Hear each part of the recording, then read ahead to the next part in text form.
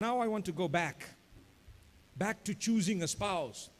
So we have the proper teachings of Islam, and we need to understand that Islam does not dictate every step as to how you will get married. No, but rather it lays a framework. And with that framework, you are allowed within that framework to adjust things as per the changes in society and community, on condition that they don't go beyond the framework.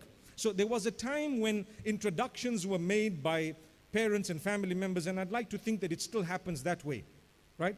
So you have parents and family members who introduce the son or the daughter to someone whom they believe is perhaps a prospective spouse. And then the two of them meet. Number one, we need honesty.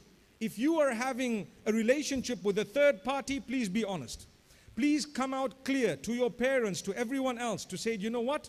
I am having a relationship with another person and I won't be able to consider this, because the biggest punishment, and I'm saying this based on what comes to me in terms of queries and those who seek help, the biggest sin is when you're marrying someone knowing that you are involved with someone else. Astaghfirullah. And people are doing it to please their parents. It is a disease. I'm sure a lot of you know exactly what I'm talking about.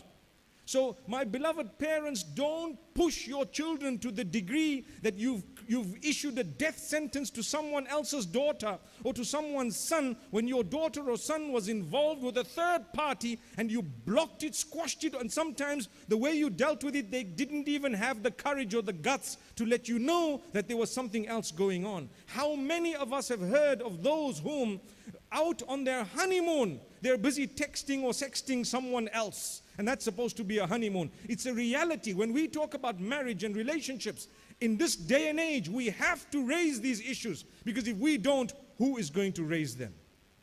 So my beloved parents, you are a criminal if you've done that. Criminal. And I promise you, that would be so bad, because you have messed up and ruined the life of an innocent child. Someone else. You've ruined their lives to the degree that you don't even realize they could have been happier with someone else, and they would have been happier had they not even been married. So this is why we say the first step, just be honest. You come forth and you say, you know what? Unfortunately or fortunately, whatever it is, I'm not interested here. I'm involved somewhere else. I'm interested in a third party. My parents are forcing it on me. And now we have a bigger problem where the guy says, yeah, I know that they're forcing you, but I don't care. I don't mind. It's fine. What are you talking about? I've come across such cases, whether it's for immigration purposes, whatever other purpose it is. Wallahi, this is criminal behavior. This is absolutely unacceptable. It is against the basic rights of a child to choose the spouse. It's a basic right. You're never allowed to impose a decision of who to marry as a parent. That's not a right that Allah has given you. The child has a right to refuse and to reject and to say, no, I'm not interested, and so on. You have to open your ears. You have to listen attentively. What do they want? What are they seeking? So that's step number one.